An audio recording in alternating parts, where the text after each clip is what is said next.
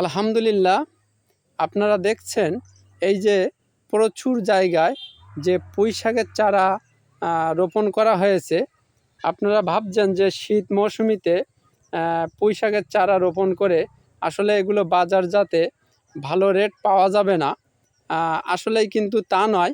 এখান থেকে এই কৃষক ভাইপো ইনি কিন্তু এই পুঁই শাকের বীজ বপন করে এখান থেকে এই পুঁই শাক গাছ থেকে পুঁই শাকের ডিম, অর্থাৎ আমরা গেহ ভাষায় বলে থাকি যে পুঁই শাকের ডিম অর্থাৎ পুঁই শাকের বীজ, এই বীজটি কিন্তু ছিমসহ ভেঙে বা ছিমলি সহ ভেঙে বাজারে বিক্রয় করবে। এখানে কিন্তু 70 থেকে 80 টাকা এই পুঁই শাকের ডিমের রেট থাকে। এজন্য কিন্তু এই পুঁই শাকের ডিম বা বীজ বিক্রয় করে এই কৃষক ভাইপো কিন্তু অনেক অর্থ উপার্জন করে থাকে। এখানে আমরা ওনার কাছ থেকে শুনি যে পুঁই শাকের যে ডিম বা বীজ এগুলো বাজারে কেমন রেট হয়ে থাকে। এই যে দেখুন, মাশাল্লাহ, এই পুঁই শাকগুলোই কিন্তু ডিম দেখা দিয়েছে। এই যে পুঁই শাকে কিন্তু এই ডিম দেখা দিয়েছে। অল্প কয়েকদিনের ভিতরে এই ডিম বাজারজাতকরণের মতো হয়ে যাবে।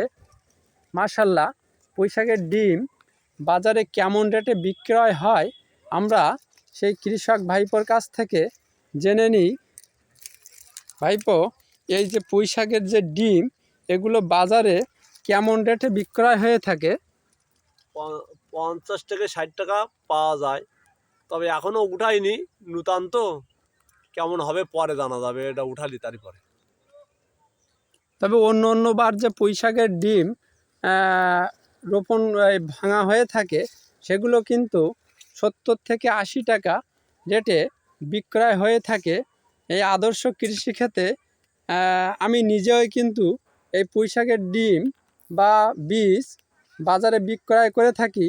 সেগুলো কিন্তু 70 থেকে 80 টাকা রেটে বিক্রয় করে থাকি।